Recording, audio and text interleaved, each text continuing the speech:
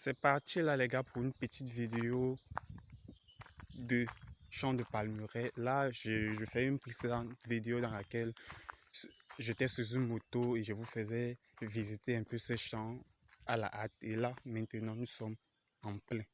C'est juste génial. Le calme et la paisibilité qu'il y a ici, le vent et tout ça, c'est juste génial. Mais bien sûr, nous ne sommes pas là pour vous faire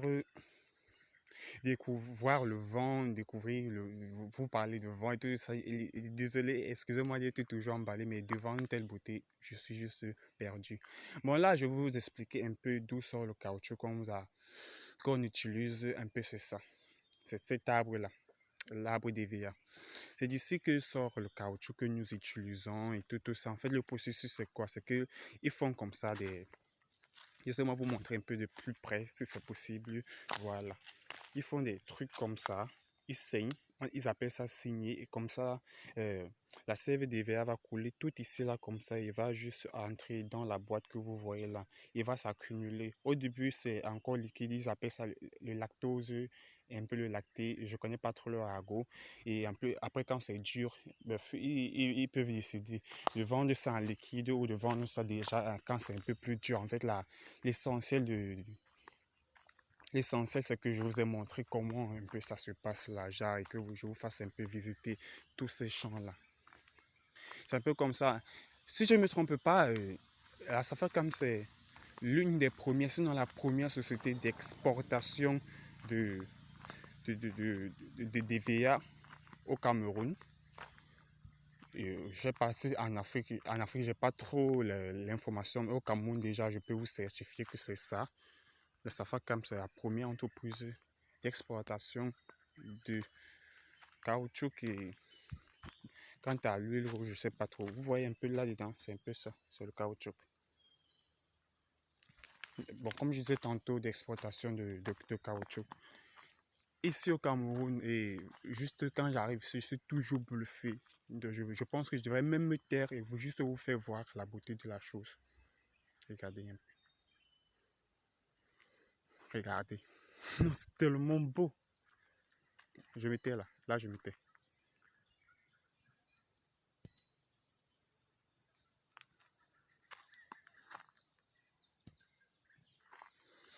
Donc là, c'était juste un petit tour afin de vous faire voir, afin de vous voir la beauté, de vous faire voir la beauté et d'encourager aussi, pourquoi pas, des jeunes Camerounais, parce que le blême avec ce genre de truc, c'est maintenant, c'est que ça ne reste pas dans notre pays, ça sort.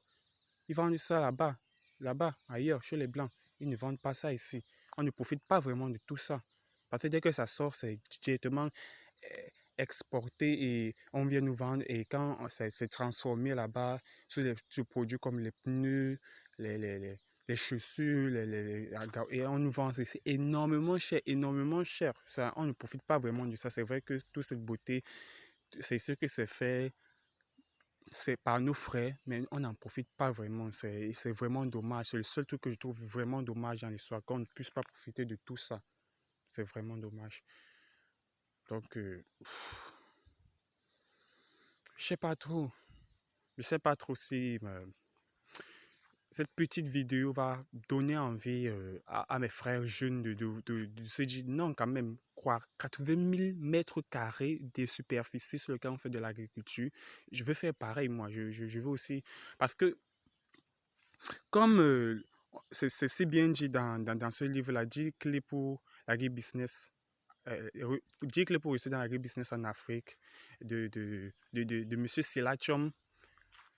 En 2050, la superficie de l'Afrique actuelle sera exponentielle. Ça veut dire beaucoup de bouches à nourrir, beaucoup de problèmes qu'il faut résoudre. Et l'un des problèmes qui revient, les gens ont toujours besoin de se nourrir, les gens ont toujours besoin de manger, les gens ont toujours besoin des choses comme des babouches, des chaussures, des choses comme ça. Il faudra que ça se multiplie, en fait, quoi, que ça se multiplie, que des gens comme ça, des jeunes entreprennent de faire ce genre de trucs-ci et que ça se multiplie, que ça se profite vraiment aux gens au pays, que ça ne va pas être transformé et venir nous coûter des sommes faramineuses, que ça se fera transformer ici là et que ça profite vraiment au pays.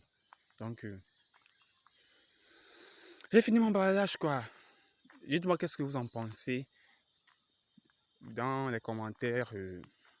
Comment vous trouvez ce champ de VA? Parce que ce n'est qu'une infime partie dans la gigantesque superficie que la Safaka possède au Cameroun. Donc, dites-moi ce que vous en pensez dans les commentaires. Mettez vos avis. Dites-moi, entre autres, qu'est-ce que vous pensez de l'agriculture? Qu'est-ce que vous pensez de l'agriculture des jeunes? Je ne parle pas de juste 1 hectare, parce qu'un hectare, c'est un début, mais 1 hectare, ce n'est pas vraiment quelque chose de grand. On parle de quelque chose comme 50 hectares. C'est là que c'est vraiment les choses commencent. Qu'est-ce que vous pensez de ça? Qu'est-ce que vous pensez de l'agriculture? Est-ce que vous trouvez que beaucoup de jeunes au Cameroun, en Afrique, devraient se lancer dans l'agriculture? Bon, moi, je pense, j'ai déjà mon avis. En fait, c'est même pas une question, c'est une question stupide que je pose là. Vraiment, on devrait se lancer dans l'agriculture. Et dites-moi, selon vous, pourquoi beaucoup de jeunes, c'est plutôt la question que j'aurais dû poser, selon vous, pourquoi beaucoup de jeunes ne se lancent pas dans l'agriculture, ayant déjà conscience de la demande?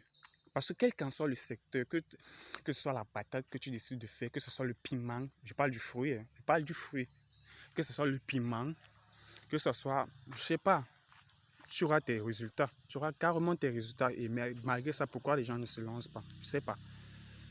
Donc, venez dans les commentaires que nous puissions discuter et si c'est possible aussi, abonnez-vous à, je sais pas, adhérez à mon groupe Livre et Entrepreneuriat WhatsApp et envoyez-moi vos numéros envoyez-moi vos numéros via mon numéro que je vais mettre dans la barre de description en WhatsApp pour adhérer à mon groupe WhatsApp Livre et Entrepreneuriat vous pouvez avoir plein de livres gratuits qui vous parlent du business, dans lequel on va pouvoir faire des débats qui parlent d'entrepreneuriat, dans lequel on va parler de pragmatisme.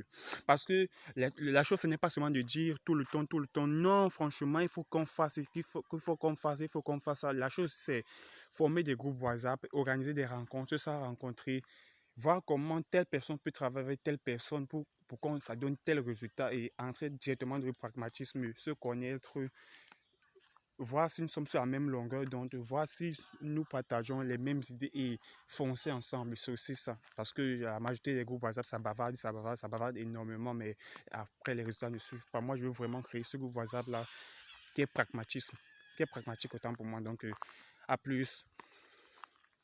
Là, je me tais et vous faire profiter quelques secondes encore. Et après, je coupe. À plus. Restez scotché sur la chaîne en fait.